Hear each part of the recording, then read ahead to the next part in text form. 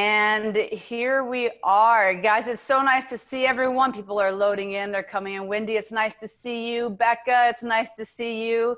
Again, Colin, it's good to see you. I hope everything's going well for you up there in Chicago. Let's get underway here. You guys are gonna see I'm gonna be practicing a lot of the things that I talk about in the throughout the presentation. So I welcome you to take note of those things that I'm doing that are in alignment with what it is I'm sharing with you guys. As I move stuff around on my screen, pardon me just a moment, trying to get some more screen space. Here we go. All right. We're going to be using the chat quite a bit, so get ready for that. All right, here we go. So guys, my name is Misti Burmeister, and I am so excited to be here with you today. A quick little synopsis of me. I solve people problems. I work with leaders who love their job and want a more engaged and productive team. I have been privileged to do this work for about 20 years now. A quick little note, at the very end of this webinar today, I'm gonna be giving out a little free product. Please stay around to grab that for yourself. And then up front, I wanna let you guys know that this is gonna be a very interactive and engaging webinar, not just me here, you know, speaking and speaking at you. We're gonna create some dialogue here through the chat box. And so be ready to unmute yourself in case you want to jump in with a question. Be ready to jump into the chat box. Try to bring yourself as centered as possible, as focused, as present as possible. And speaking of, we are going to start right there in the chat box. So jump in there, and in a one response, type in your name, your location, and what do you do? Also, if you could toss in there for a fun fourth, where did you hear about this webinar? So again, your name, your location, what do you do, and where did you hear about this webinar?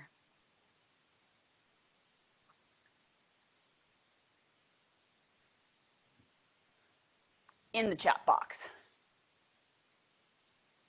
Very cool. Becca, I see you in Baltimore, coaching high performance executives. Very cool. It's good to see you here. Who else have we got in our webinar here today? Samantha, it's so good to see you. Also in Baltimore, operations manager for the Baltimore Business Bureau, such a great organization. I had the privilege of doing a presentation for you guys very early in the pandemic. It was one of my very first. It's great to have you here. We have Danielle is here from North Carolina, a consultant and leadership coach. She is extraordinary. So grateful to have you here.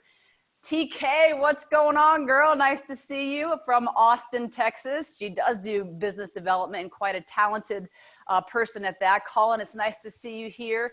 I think you're calling in from Chicago right now, and you have many great skills, no question.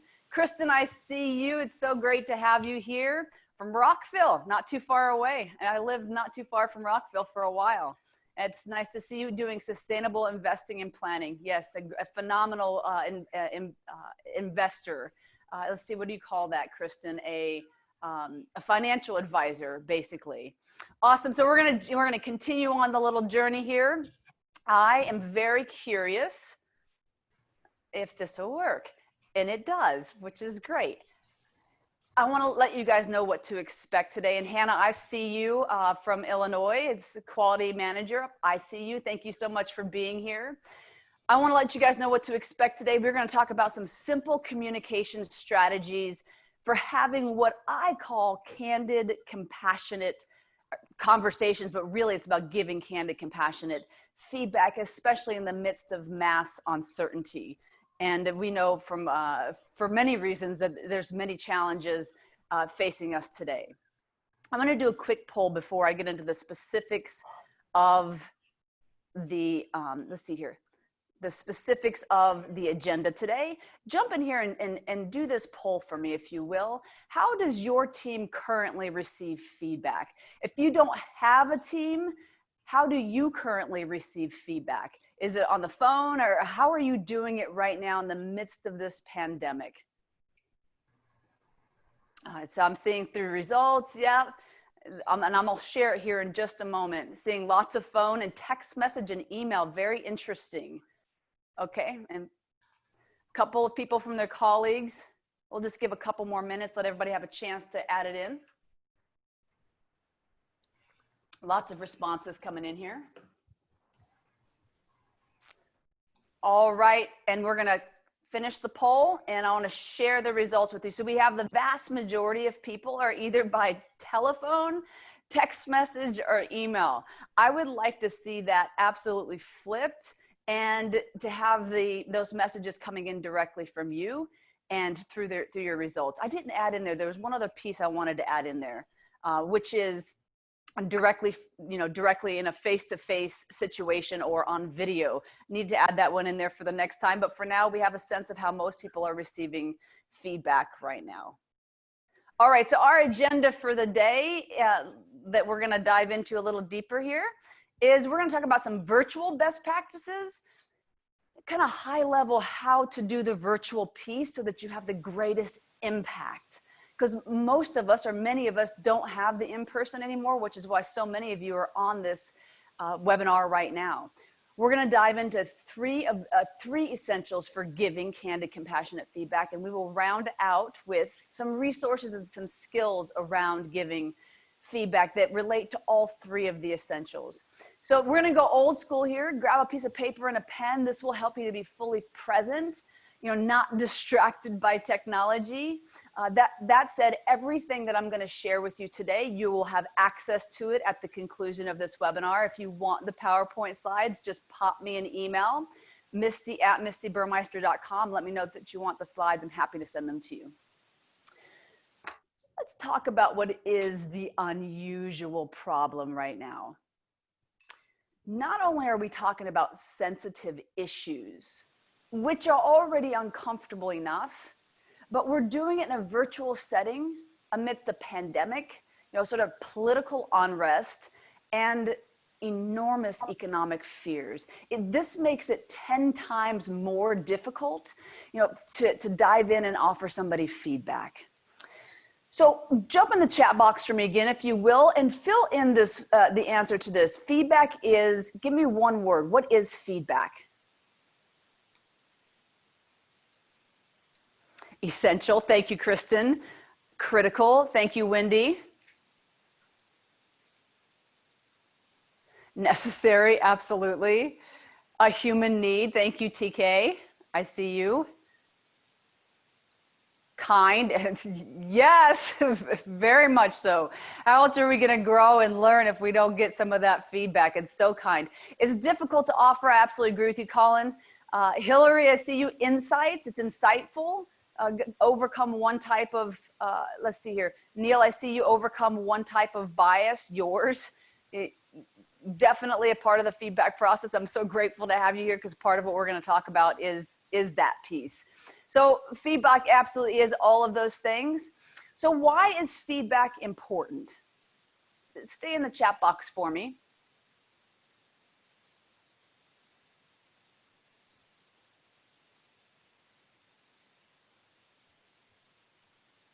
For growth, absolutely, for growth. We need it to grow, to get perspective outside of our own. It's really hard to see how we're doing by ourselves so that you can understand each other's needs and perhaps even each other's stories. I love that one. Selena, I see you. Why else is feedback important? Particularly, I'm going to toss in there now, particularly during a pandemic and with all the challenges that we're facing right now. Why is feedback so important? You show your coworkers that you care about their effort and their time. Yes, Kristen, I see you also. To know if you're being effective, shows empathy. Thank you. Communication is a foundation of all successful relationships. Absolutely. So any other reasons why feedback is important, particularly right now in the midst of such mass uncertainty? Pop them into the box as we go along here. Here's another critical reason why feedback is so important right now. This study was done just a couple of months ago now. The SAP did this study. They studied 2,700 employees from around the globe. And what they found was that 40% of those employees still had not heard from their managers. And if we're not hearing, in the absence of information, we make up stories. Our stories are never as good as reality. And so if we can get some feedback and also just some communication about how we're doing, it decreases our anxiety, increases psychological safety. So there's a sense of safety when we know we're hearing how we're doing and what's working and what's not working. So critical during this time. Lisi, I see you. Because we make up our own feedback story, absolutely. Without the feedback, typically we get very negative. Couldn't agree with you more. Another reason why feedback is so important during this time is because it's very often that feedback can be disruptive, and we need that disruption. It's critical for our growth. You know, just as storms make trees take deeper root, feedback helps relationships take deeper root. It increases trust, increases collaboration, increases engagement, productivity soars. The more that we focus on helping people to grow, particularly during a pandemic, the greater the relationship will be. As I mentioned to you, the more engagement you're going to see. And actually, the more they're going to talk about you, about the organization, and about their success with you. It's such a powerful way to attract incredibly talented people, getting better and better at offering feedback. In fact, my entire career was started because one leader didn't know how to help me to get better results. As a lot of great companies lose really good people because they don't know how to help them to advance. And if they did, not only would they have a more productive and inspired team, more engaged, but they would be attracting the type of people that they're hoping to get on their team. People who are high performers, who want to grow, want to contribute, they tend to go to places where they get the feedback they need to grow. So it's incredible that we're here today talking about this very thing. Gonna have you guys jump back over into the chat box again. What do you think are the top 3 reasons we avoid giving feedback? I have the data, the research on the top 3. I'd love to hear, why do you think we avoid it? And if you want to unmute yourself for a second and just pop in your voice, that's fine too. Fear of conflict. There's a small enough group that we can just speak up if you'd like. Aversion to conflict. Worrying about what your coworkers think of you. Absolutely. Don't want other people to feel bad. Right? Seriously, particularly during a pandemic. It's not comfortable to do. Ben, I absolutely agree with you. A fear of saying the wrong thing or don't take the time. Yeah, absolutely. It's stressful. Neil, I agree also. These all actually fit beautifully into the top reasons. Feedback is, let's see here, what did Hillary have to say? Feedback is not often seen as co-creation. It's trained into us to be one voice. Gosh, we're going to have a lot more fun about that in just a few minutes, Hannah. The fear of micromanaging. Oh, we're gonna get into that today too.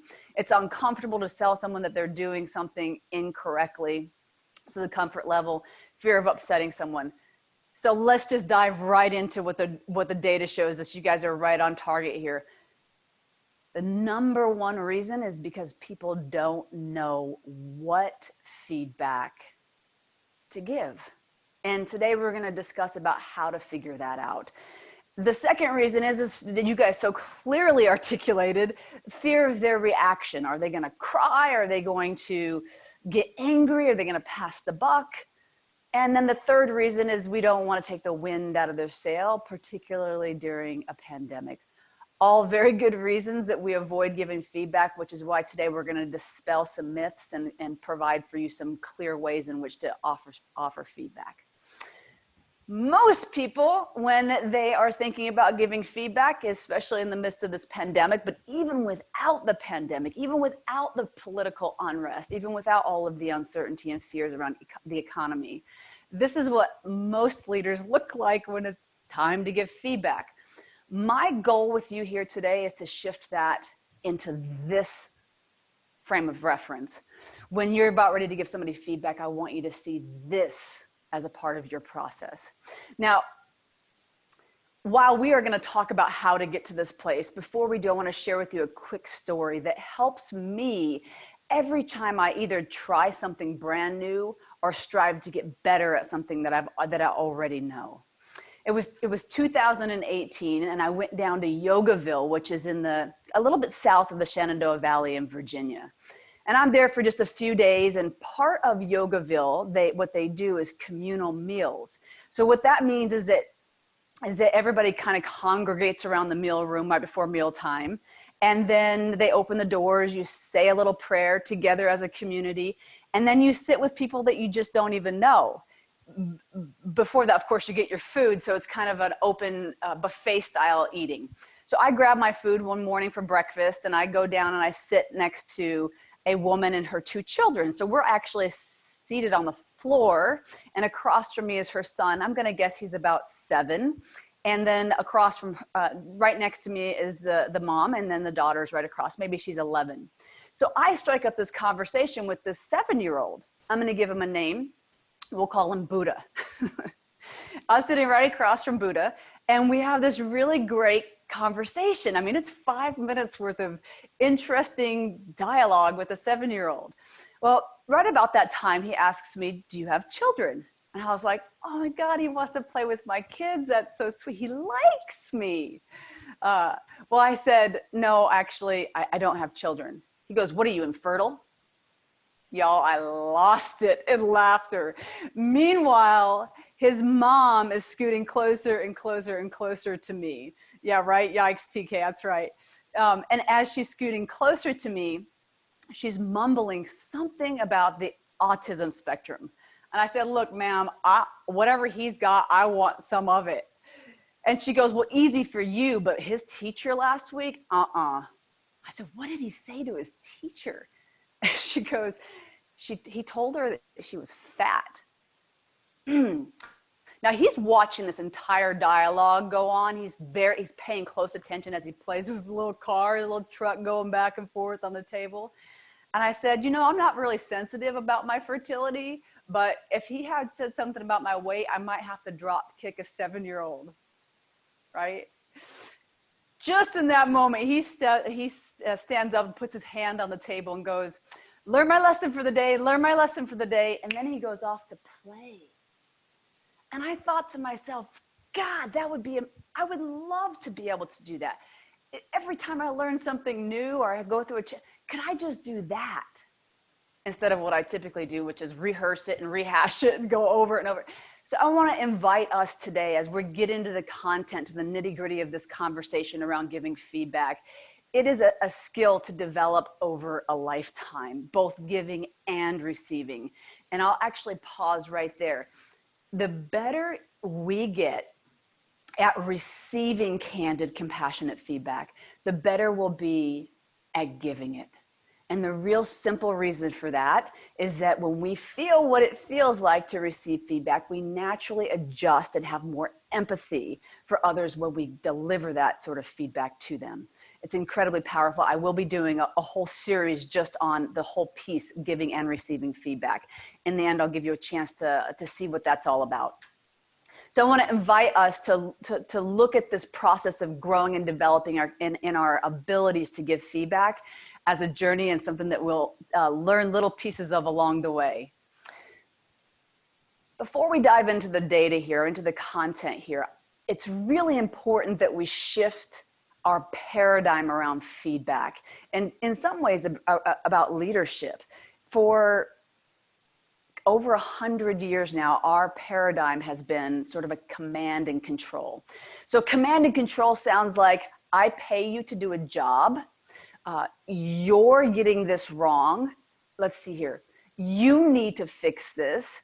It's sort of based on the idea that their behaviors are going to make you look bad, which naturally leads us to want to grasp for control, to try to get them to do things the way that we want them to do it, because then it makes us look better. It is a very natural and human thing to do. And we've got to shift our paradigm around this to much more one of motivate and mentor. A subtle shift makes a big difference. So it looks more like, so while command and control looks like I pay you to do a job, motivate and mentor looks more like looking at the problem together, helping them to succeed, removing barriers. So this is a paradigm shift we have to make up front as we move through this, this content. Let's talk about some virtual best practices as it relates to giving feedback. Number one, we have to have our video on. It's so interesting. Very early in this pandemic, I came across a few executives leaders who were literally providing all of the information, feedback, what's happening in the company, what's happening around the pandemic, only through email. These leaders would not get on video or even audio to communicate. What's challenging about that is 10% of your meaning comes across in an email. 70% is tone and visual. 70% is tone and visual. So critical to get on that video. Another element here is to be visible from the waist up. From the waist up. It's part of the reason why I am doing this today back so far away, so that you can see from the waist up. There's body language that happens with the hands and from the waist up that's critical. In fact, some studies have been done that demonstrate that video calls, get this, are as effective as in-person meetings. So as long as you frame the video to capture your body language from the waist up, same as effective. And that is also related, that study is also related to giving feedback in the virtual environment. There's many more studies to be done going forward. That's what the studies show. So it's something you can definitely test out. Also, using names, whether you're in a group setting or one-on-one, using people's names actually calms their central nervous system and allows them to be more present. So it increases psychological safety, decreases fear just hearing their name. There's a sense of I'm cared for. So try using that. You'll see me doing that a lot. Remove distractions. I can't tell you how many times I've seen leaders on video calls, in meetings, distracted with their phones, distracted with all kinds. To turn off your email, turn off your text message, and really be present when you're delivering feedback, especially. So critical. And then finally, this is the third time I'm touching on this on purpose. I talk about being on camera, and then I talk about being visible from the waist up. And now I'm talking about actually being visible. There's a big difference in the way that we'll respond to a person who kind of is in the dark versus somebody who you can see clearly. So I want to invite you guys, when you're putting on your video, to make sure you've got as much lighting as possible so that people can really see you. Again, particularly important when you are in a crucial conversation, be it giving feedback, be it having conversations with your team about all sorts of challenges right now. So important to have it so that you can be clearly seen. Share this with your team also and invite them to be on video and to be seen in that way. So there are 9 essentials. By the way, if you have any questions along the way, I invite you to just take off your mute for a second or pop it into the chat box. I've got Danielle here helping me to navigate the questions. And if you have a question along the way, pop it into the text box or just raise your hand and let me know you've got a question. I want to make sure that all of your questions get answered today. So there are 9 essentials of giving candid, compassionate feedback.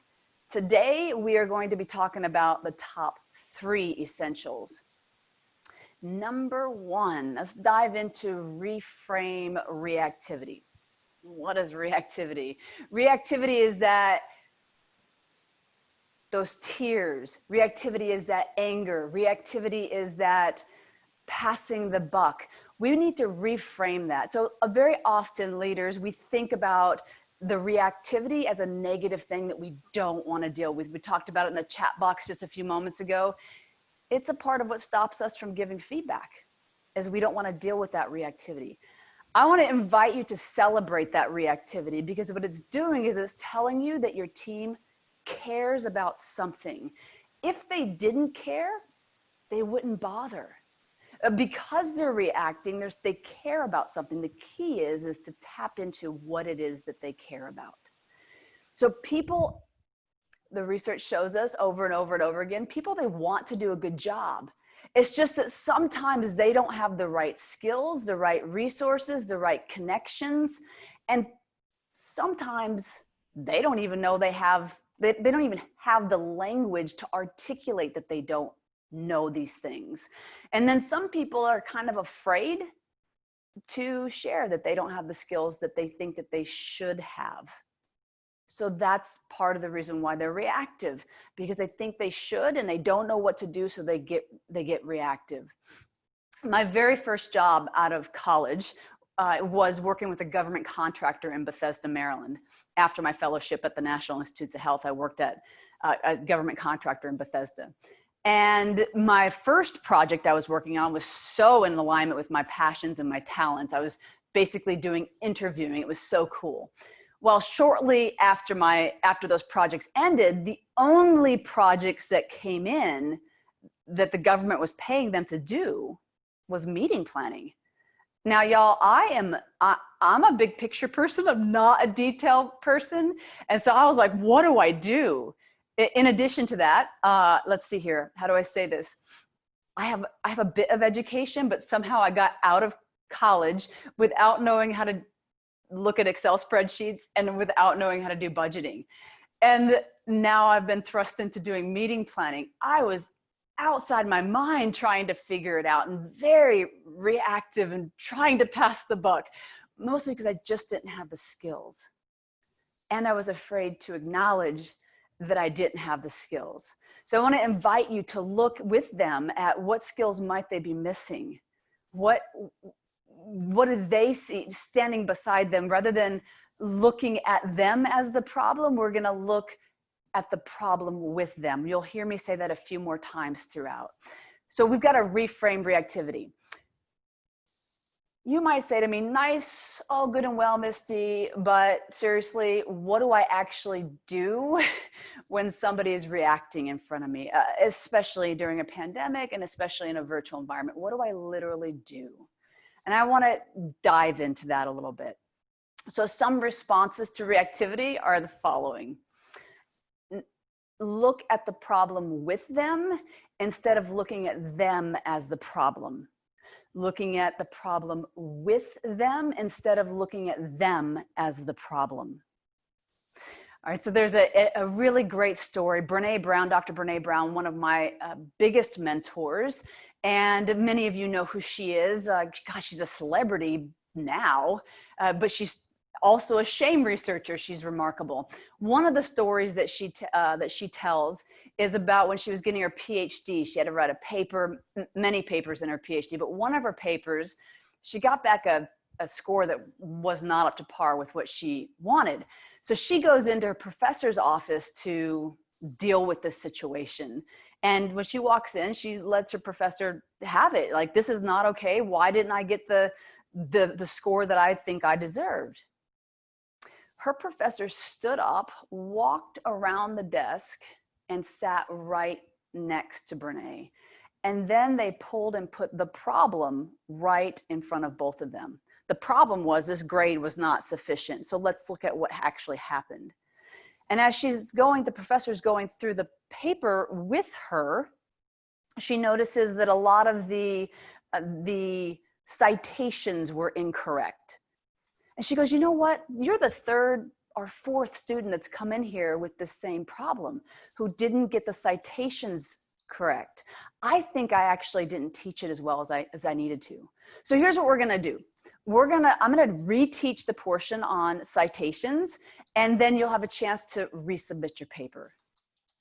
So powerful, the trust that created between the professor and herself, but beyond that, the results that were created, the paper that she had hoped she'd be able to create, she did. So the important here, not to look at them as a problem, but to look at the problem with them.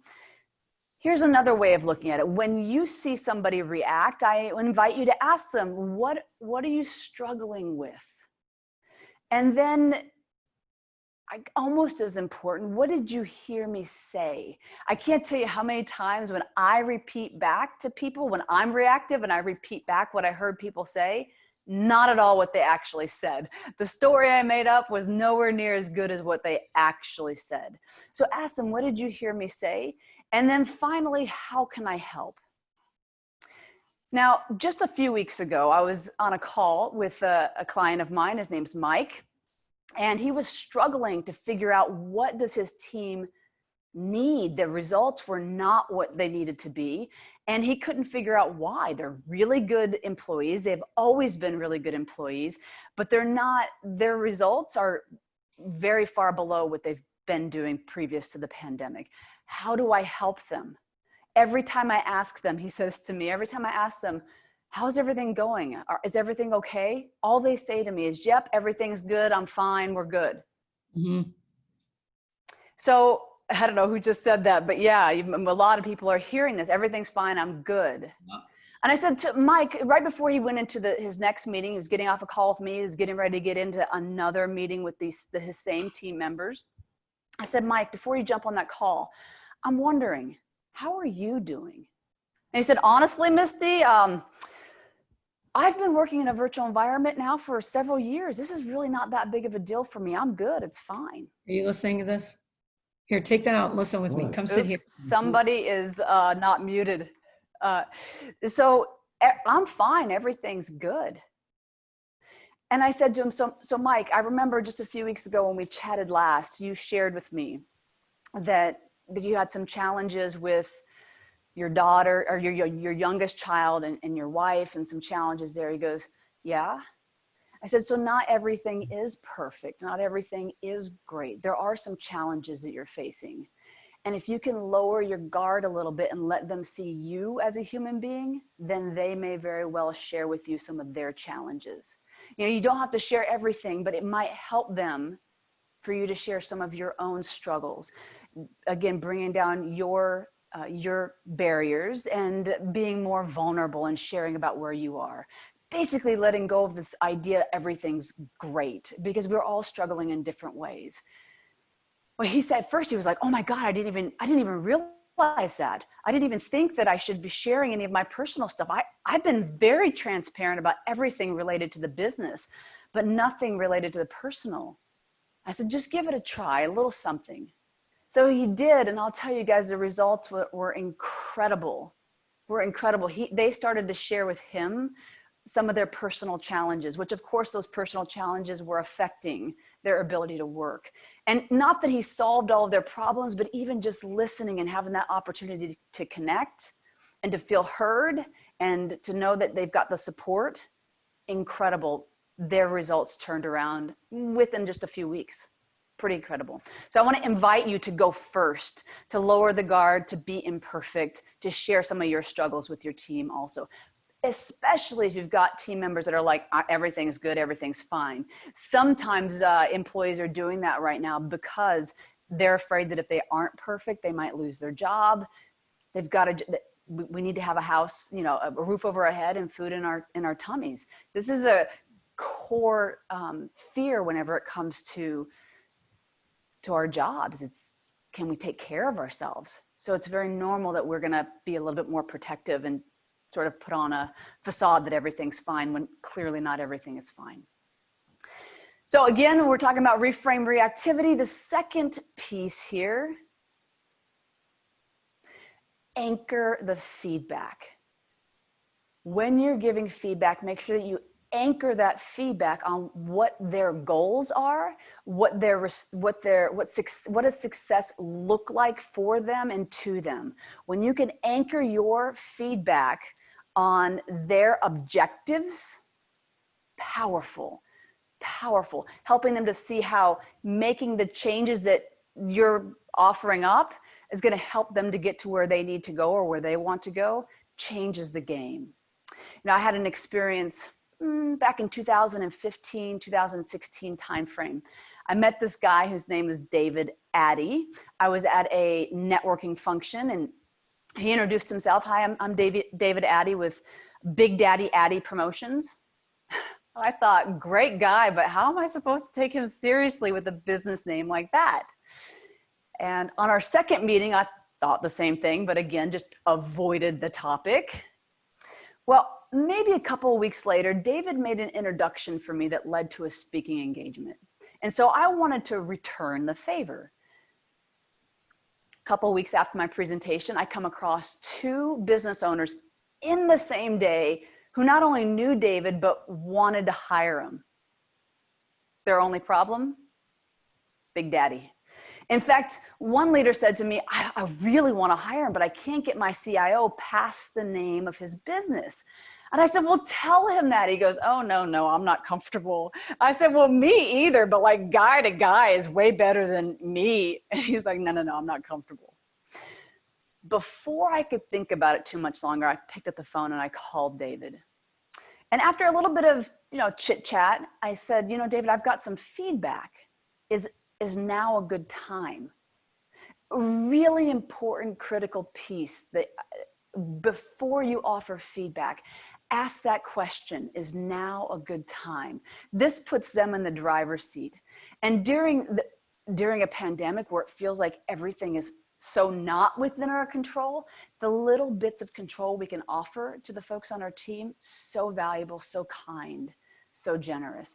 So he said to me, yes, absolutely, now's a great time. Before I offered him that feedback, I said to him, I repeated back to him what I had heard him say is his vision for his career. I wanted to make sure that he knew I'm on his side. After I gave him the feedback, David spent the next 15 minutes defending the name of his business. Completely uncomfortable for me. I'm not going to tell you, it was really uncomfortable for me. I had to focus on breathing and just remembering that this reactivity is good. He cares about his results. Really uncomfortable. And after he was done, I said to him, look, David, nothing needs to change at all. And really nothing needs to change overnight. I said, just think about it. Just think about it. Well, he did. And the very next morning he calls me and he said, Misti, I want you to know that I talked to my coach. I talked to my colleagues. I talked to my clients. I talked to my mom, my dad, my brother. He says, they all say they love the name of my business. In fact, they say it distinguishes me in the marketplace. I was like, great. Like my feedback did the absolute opposite of what I intended. Now, fortunately, I didn't have any stake in the game. And oftentimes in positions of leadership, we need them to make a change, but I didn't have any stake in this game. So it was relatively easy for me to disconnect and not try to push him. So not to go to that command and control, but to stay in that motivate and mentor space was a lot easier for me in that particular situation. And I said to him, well, it sounds like it's working for you then, just, continue to think about it and you might make a change down the road. Well, sure enough, just a couple of weeks later, I get this email from David letting me know they had worked with a messaging expert. He had already created a press release and he had created a new name for his business. Fired Up Promotions. The coolest part about this story is that he literally started landing contracts, the ones that he wanted to land shortly thereafter. So powerful to anchor that feedback before you give it to them based on what their goals, what their objectives, what are they striving to achieve? Many times I get this question, well, Misti, I don't want to just give candid feedback. I want it to be compassionate. I want it to be compassionate. Well, compassion naturally comes through when we care about the person, when we know what their goals are, when we know what they're striving to achieve.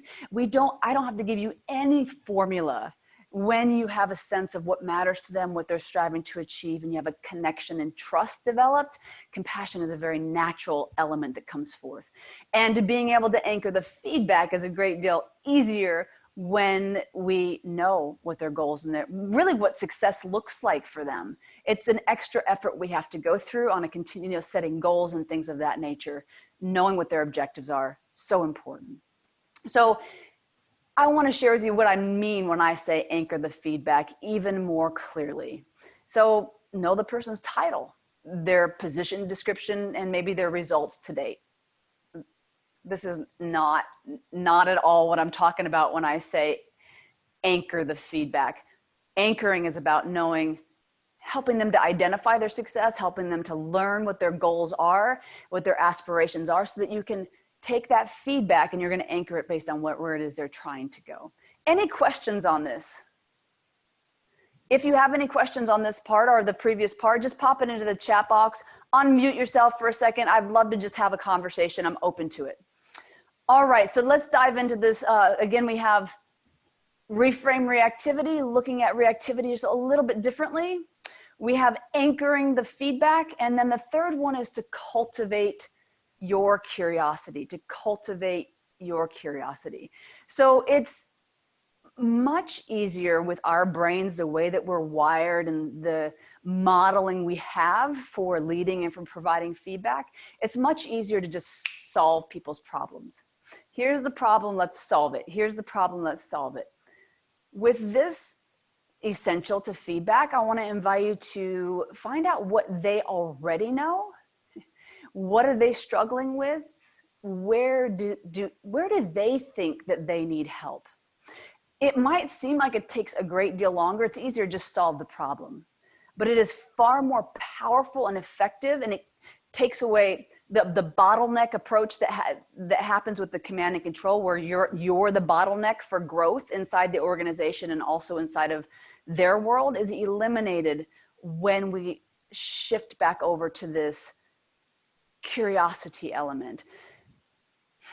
In fact, I want to share with you a quick story here. Rich Sheraton is the CEO and co-founder of Menlo Innovations. They're headquartered in Ann Arbor, Michigan, and celebrated for their company culture, many, many awards.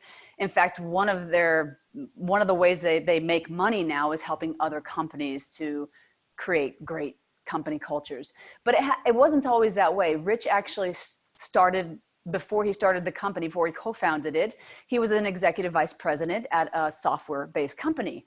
And at one point, he brought his daughter with him to work for Bring Your Daughter to Work Day. And at the very end of the day, he asks his daughter, "What did you learn today?" And she said with this big smile on her face, "That nobody can make a decision without you, Daddy." Now, you know that she meant that like that's a good thing. But he, in that moment, understood why he couldn't go on vacation, because everybody around him needed him to make decisions. It's a very natural pull for us to want to, or actually our brains get rewarded for solving people's problems. Every time we solve somebody else's problem, we literally get a hit of oxytocin, the happy chemical inside of our brains.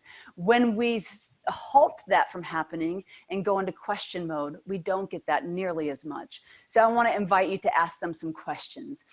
Again, I want to go into, what do I mean when I say cultivate your curiosity? Asking them, why did you do that? Why did you think that was a good idea? Yeah, you guys must know by now, like that is not, not what I mean when I say cultivate your curiosity. These are the types of questions that you want to be asking. What were you hoping for here? What made you choose this course of action? Another question is, I think I understand what's going on with, insert the problem with people or with a project. What's the real challenge here for you? And then silence to let them fill it in. So it is when you first shift away from telling people what to do and fixing their issue and trying to get them to make changes, not going to be comfortable. In fact, when you first shift, you may even actually feel anxious, because are they going to get it? Are they going to make a change? Are they going to create a change that's needed? To actually get into this place of asking a question and then pause. Let there be silence. This is actually the real work of effective leadership. It's actually the real work of effective feedback and of crucial conversations as a whole. To allow the space, the silence, for them to fill it in, for them to struggle with their own discomfort, so powerful. But I tell you what, when we do this, we actually help the other person to trust themselves more. And I don't think that there's a more powerful skill that you can offer, or a more powerful gift you can give to your team than to help them to trust themselves more. And we can do this by asking them more questions, giving less solutions, looking at the problem with them rather than looking at them as the problem. Very challenging, but also it's a practice. And fortunately, we have Buddha to look to remember that it is a progress and not perfection. And we can certainly have fun and joy even as we learn. So once again, we talked about today, reframing reactivity. We talked about anchoring feedback, and we talked about cultivating your curiosity. I'm gonna throw one more idea in here. We have a few more minutes still to go that I find to be incredibly powerful with feedback.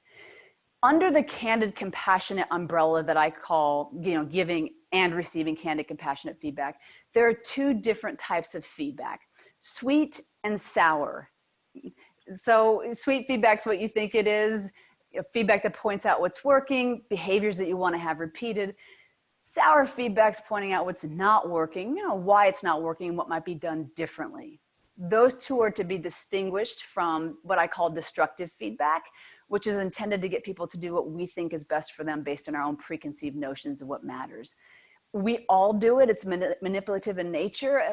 It is a natural human thing to do, but want to invite us into the sweet and sour feedback type. And especially for this next piece here, not during a pandemic, I encourage 80% of your feedback needs to be sweet.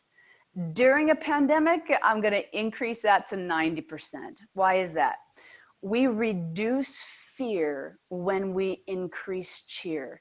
So every time we offer an acknowledgement, an appreciation, a great job, we decrease fear. We increase psychological safety, which allows for us to work more collaboratively, allows for us to be more innovative and certainly more engaged in our work. You guys have all seen this up there on a bulletin board, not bulletin board, on a, what is that called, guys? Help me out here. A banner. You guys have all seen this, right? See something. Thank you, billboard. Yes, Becca. So see something. I love to add in there. Great. A quick little idea for you. Really quick. Take 5 pennies, put it in your right pocket. By the end of the day, move all of the 5 pennies over to your left pocket. Only way to move a penny is to give an acknowledgement, to cheer, and to support your team. It is quite a game changer in leadership. Quite a game changer. I invite you to do that. So now there are 3 skills to strengthen. I love this. I love that you love this, Selena. I love that you're here. This is so great. So there are 3 skills I would encourage to strengthen. We're really only going to touch on it. I do have a master's class that's coming up in November on how do you give and receive candid, compassionate feedback. I'll be telling you how to get more information about that here in a few minutes. But there are 3 skills that we can get better at that will improve drastically our ability to do all 3 of those, to anchor the feedback, to all 3 of these different pieces that we just said, right? So to reframe reactivity, to anchor the feedback, to cultivate your curiosity. Part of that is emotional intelligence, or understanding our emotions. Dr. Brene Brown, Dr. David Kessler, and Dr. Mark Brackett, among others. We already talked a little bit about Dr. Brene Brown. Dr. David Kessler is a foremost authority on grief. God, he's a phenomenal speaker also. Dr. Mark Brackett is the founding director of the Yale Center for Emotional Intelligence. He also wrote a book, very recently published it, called Permission to Feel. So powerful. The better we get at being able to name the emotions that we're having, our ability to tame those emotions increases. The challenge is that the vast majority of the world's population has access to just 3 emotions. Said in brief: sad, glad, pissed off. Having access to a whole variety of emotions. There, according to Brene Brown, she's coming out with the top 30 very soon. I'll look forward to seeing that. To have that level of granularity around emotions increases our ability to provide feedback, increases our ability to understand our own reactivity to feedback. So powerful. In fact, really quick little story. At the very beginning of this pandemic, I couldn't have told you why I was struggling so much, but I really was. I was exhausted. And I was on a conference call with a few colleagues, and somebody said that they were decision fatigued out. And almost as soon as I heard it, I understood That is exactly what I was struggling with. And as a result of that granularity of understanding of emotion and what I was really struggling with, I could sit and go, okay, some decisions need to be made now. And so that I can do the things that I need to do so I can feel great about the way I'm spending my time. So simple, yet so powerful to understand emotions here. Listening is the second skill, something that we can get better and better at for the rest of our lives for sure. And then finally, empathy, which empathy is a powerful skill set inside of listening. We'll get into that in just a moment here. So strengthening our awareness around our current emotions. Early in the pandemic, when I first started doing these webinars, hadn't done a webinar before the pandemic. I'm still learning. I'm grateful you guys are here with me in this learning journey. I asked in every single one of my webinars, which is number 6, I think, 5 or 6, I've asked people, how are you feeling? And this is just a few of the emotions that people have shared with me. Everything from feeling grounded to feeling a loss of safety to pivoted out to exhausted to cautiously optimistic. And sometimes we're feeling the opposites at the same time, but just getting a greater sense of the emotions that you're feeling. So pop into the chat box for me. We're just going to take, 15 seconds. How are you feeling right now?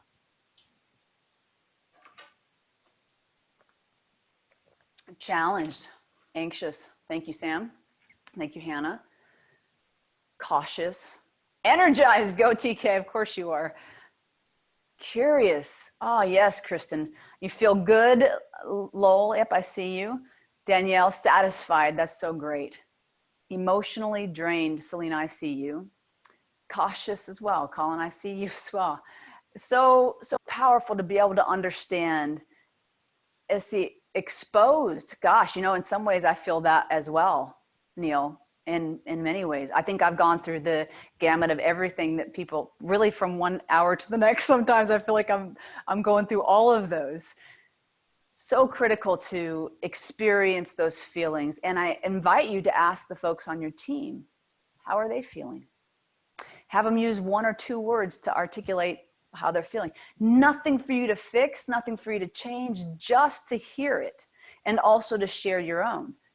So powerful because again, it really creates the opportunity for connection. The more vulnerable we are, the greater and transparent we are, the greater the ease of connection. Really, that's the only way I know to connect, is to be vulnerable, is to be real and to share what's really there for me. So let's talk about how to practice literally active listening. There are 3 components to active listening. Again, we're just going to talk about the high level of this. I find it to be very powerful in my own life. I use it every day. I'm constantly learning. I look to Buddha constantly when it comes to active listening, because Lord knows I make many, many mistakes in this area, as of course, I'm always right. And what I think really matters. Right? I'm sure you guys can relate to this. The challenge of being human, right, is just to be able to listen and to hear what people are saying and to validate them along the way. So mirroring back. If we were in person right now, I'd say, raise your hand if you think what I'm saying here is parroting. Many times, no, I don't want you to parrot what people are saying. I want you to mirror back. So what I'm hearing you say is, and in your own language, you repeat it back. It is such a validating way to have a conversation. And speaking of validate, and then what makes sense about what you're saying. I had a business leader very recently say to his teammate, to one of his employees, it makes sense that you're having a hard time making the sales that you're used to making. Not only are we in a virtual environment, but your kids are constantly interrupting you. It makes sense. It's a challenge. I get it. And beyond I get it, he went to this place of, man, I can imagine that that's really hard. So again, it's not to fix it, but it's to have empathy, which there's a big difference between empathy and sympathy. Really quickly on these two. Empathy, it fuels connection. It's also the vulnerable choice. And so because you literally have to feel with them. So you're feeling what they're feeling, which means we've got to be super present and experiencing emotion, which is a vulnerable choice to make. Versus sympathy, which drives disconnection. It's sort of, I feel sorry for you rather than I feel with you. So what is sympathy versus empathy? At least you have your health. At least you have a job. At least you, this is not empathy. Empathy is, whoo, I don't even know what to say right now. That sounds tough. I'm honestly, I'm so grateful that you shared it with me. Nothing more needs to be said, nothing to fix, just to be with them, just to hear them. Some quick ideas on how to strengthen empathy. Remove distractions. Dr. Francis Fry says it is super difficult, I'll add in there, impossible, to create empathy and trust in the presence of technology. Have to remove it in order to be present. All right, so use one-on-ones to check in. Ask them how they're doing. How are they feeling? How are they doing? And then really listen and share, of course, yourself. Avoid making suggestions. Now, some of you are gonna be like, but listen, they need to know what to do differently. In some cases, of course, but we have to begin the conversation with, what do they already know? Empower them, give them the power. And we do that by believing that they can find their own solutions, believing in them, sitting next to them and looking at the problem, again, not looking at them as the problem. And then finally, I find this to be so enriching and powerful for me. I would invite you to have a conversation every day, if you can, in which your sole purpose is to understand the person. It's not to solve their problem, it's not to give them advice, it's just to really listen to them. One more time here, we have reframe reactivity, looking at reactivity as a powerful, positive thing rather than a negative thing. So when people start to cry or when they start to pass the buck, remember that it's because they care. It's because they care. We just got to figure out what they care about and align their goals with the goals of the organization. Anchor that feedback, right? It worked for me. Anchor that feedback, and then of course cultivate our curiosity as leaders to find out, what do they already know? You'll be amazed at how much they already know, given the right questions to help them to get even better results. But if we don't know what their goals are and we don't know what they're trying to achieve in their career, why did they get into this industry? What are they struggling with? It's really hard to help them, you know, to ask the right questions to help them to get there. I want to invite you guys to ask any questions right now. And as you do, because we're coming right at the top of the hour, which is great. Thank you, Susie. I appreciate you. Thank you so much. As we go into this final part, you know, put it into the chat box, any questions that you have. And then also, if you've had any takeaways, any specific takeaways from this webinar, will you please pop that for me into the chat box? It lets me know what you're walking away with. So it helps me to know for sure what you're getting out of this session. And so as you do that, I want to share with you an offer. I've never made an offer like this before, but you know, imagine what would your professional life look like if you were able to show up stronger and more empathetic for your team? Who do you right now have in your corner to help you identify the blind spots and those things that are getting in your way?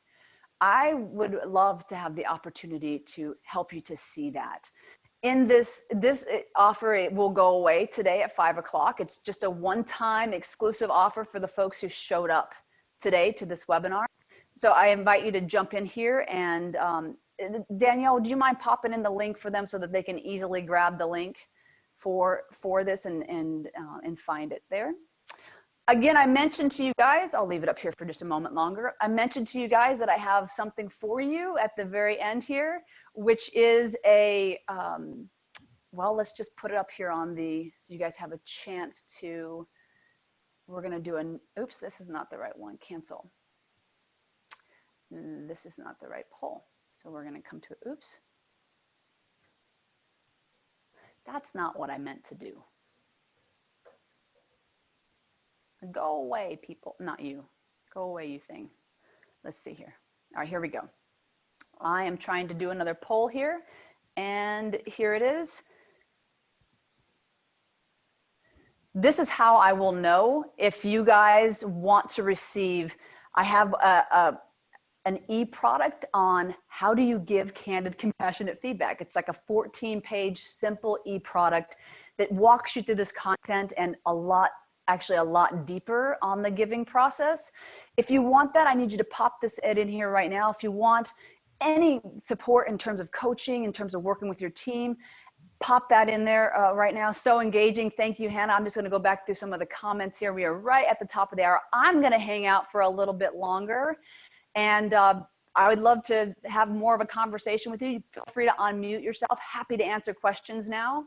And Danielle, thank you for popping that in there for me. This is the link to go directly to that page that you see on the screen right now. So this is a one-time exclusive. It ends at 5 o'clock today. I will remove it, grab it right now. Thank you, TK. It's so great to see you. So let's just see some of the comments here. Please unmute yourself if you have any questions you want to talk through any of the content. Becca says, I love the comment about the better you are at receiving feedback, the better you are at giving it. So important. And there's so many details around how do you receive candid, compassionate feedback. I'm going to be putting that into my master's class, which you can see here that you can show me that you're interested in that, and I'll make sure you get the information about it. It's coming up here in November. There'll be 3 one-hour sessions focused on how do you give and how do you receive candid, compassionate feedback. It'll be in a small group setting, so there will be no more than 10 people allowed, 10 people in there at any given session. And we'll dive in a little bit deeper to your specific challenges in the group setting. I find it to be really powerful in groups. Let's see here. Any other questions? Thank you, Danielle. Applicable for the workplace, family, friends, in any situation. It sure is. I know I use it in every situation. Colin, you too. I see you. 5 pennies trick is terrific. Helped a lot of folks that I've worked with over the years. Awesome. So almost everybody replied to this poll. So thank you so much, guys. Again, I'm going to hang out for a little bit longer here, and I don't think I need to share these results with you. There we go. All right. I have a question, Missy. Yeah, jump in. What you got? Years ago, the first time I ever heard you speak, it was about intergenerational conversations. Okay. And I purchased your book and your workbook on that, and I found it extraordinarily helpful. Are you still doing those kinds of sessions? The ones on generational differences? Mm-hmm. Yeah, so what I would tell you is that I still do them. Yep. And what I would say to you is the research has shown over and over again that generational conflict is a symptom of a greater problem. And that problem is almost exclusively related to a clear sense of direction, of knowing that what I do matters, and some form of acknowledgement or some form of feedback, be it positive, be it sweet or sour feedback. So when I'm working with companies currently on this topic of generational differences, we look at the organization and really what it is that where are they with these 3 elements? Does that make sense? Yes, actually, I actually had purchased another book, another copy, and gave it to a manager who was having some issues. Very and she cool. found In it very this virtual helpful. environment? No, this is a couple of years ago. Gotcha. What are you guys struggling currently with generations in the virtual environment? I'm personally not. My team is pretty widespread as far as ages, but I also teach 6th graders. So that keeps me very grounded, and sometimes I revert to those skill sets. Me too. Did you get your question answered? If you want to reach out to me outside of this and talk about some specifics we can put together for your team, I'd be happy to.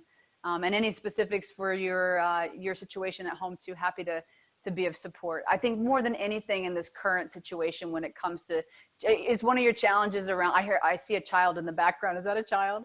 Is he playing a game? Oh, oops, you're muted. Working. Working. Well, good. Tell them to work for me some too, would you?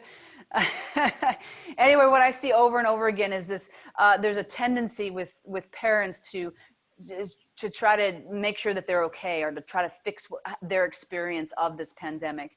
And what I've seen work the best is to simply ask them how they're doing, what's working, what's not working, and just hold the space for that. And same thing, with your colleagues and with your employees. It's the same strategy. It's just holding the space and making sense, like the pieces I just talked about under listening, making sense of what they're going through, what they're struggling with. So powerful right now. Too many parents are like, what's wrong with you? Why aren't you okay? You know, like, because they're not, because this is kind of a freaky time and it doesn't make any sense to them and their children. So they have no frame of reference. Thanks for asking. Selena, how are you doing? Wendy, how are you doing? I just wanted to thank you, Misty. I've actually got a corrective action I have to do tomorrow. So this is just a good way to not refocus, but, you know, kind of just remind me of the things that I already know, but these conversations are never fun. So this is just a good prep for me. So I appreciate that. This conversations are for the brave souls. Right. Yeah. And like you said, the virtual piece just makes it that much more awkward. But, you know, these things have to be done sometimes. So it's never bad practice. But when it's official, it makes it harder. Do you mind if I ask what the feedback is about? Would you? Oh yeah, no, it's performance. It's just a decline in performance for someone who's been in the position for almost 6 years, and just getting constant feedback and seeing it myself. Just details are not being, attention to detail is one of the biggest one. And I mean, we're in payroll, so this is vital, you know, that we get these pieces right. Gotcha. And what have you tried so far? Anything? You know, I've done everything, just from, you know, having the one-on-ones, you know, to WebEx, phone calls, trying to help with a couple of new processes that she's been doing, outlining all the detail I can in emails for her to reference again. And so it's just things like that. And it just seems very widespread. And I'm not sure, sort of that thing, like you said, like, you know, here are the issues, you know, what's your take on it, and how can we help you? How can we support you? Yeah, so powerful. Hannah just jumped in there with you. The attention to details has been a big issue with the pandemic. And I've also seen it over and over and over again. So is cutting people off, by the way. I've heard that one many times, like, this person won't stop cutting people off. And these two challenges, I think, are very correlated with this fear of we're too overwhelmed with the fears that are going, like, is my job going to be safe? Right. Are my parents going to be okay? Are my children going to be okay? So a lot of the fear drives our ability to really focus. And in addition to that, we've got children at home. Right. It's hard to focus on the details. And so, right, you know, it makes sense. And it sounds to me like you're going at this challenge from the perspective of understanding what's going on for them right now. Exactly. What are they struggling with? What are their goals? What are they trying to achieve? Right. Especially during a pandemic. Like, we all want to keep growing and learning. We all want that. We don't love it, but we want it. Right. So powerful. Let's see here. Thank you so much for that. Thank you. Mm-hmm. Selena, I see you, a senior management individual that has been walling me out on information. Always hearing everything is great until it's really not. And I am finding out after the fact. Has been frustrating. So I think what I'm hearing you say is that you would turn off. Hang on a second. I would turn on my camera, but I'm not prepared to be on camera today. It's all good, Selena. I'm just grateful that you're here with us today, honestly. And it sounds to me like management isn't connecting with you, isn't really helping you to know what's happening. And so perhaps there's a bit of fear for you around that. I just want to say thank you for sharing that. It's frustrating, especially when you're trying to figure out what are you doing that's working and what's not working, and to hear nothing. My heart goes out to you. I'm sorry that you're struggling with that right now. Mm-hmm. Exactly. Thank you. Yeah, I get it. Colin, good luck, Wendy. Good luck, Wendy. Look at Colin's reaching out for you, Wendy. He wants you to have a great experience of this feedback. All right, you guys, if there's any more last questions, please unmute yourself. Otherwise, we're going to close up the webinar for today. And I'll look forward to reaching out to you and providing anything I can to be of support to you going forward. Keep rocking it. Peace. Thanks, Misty. Yeah, thank you.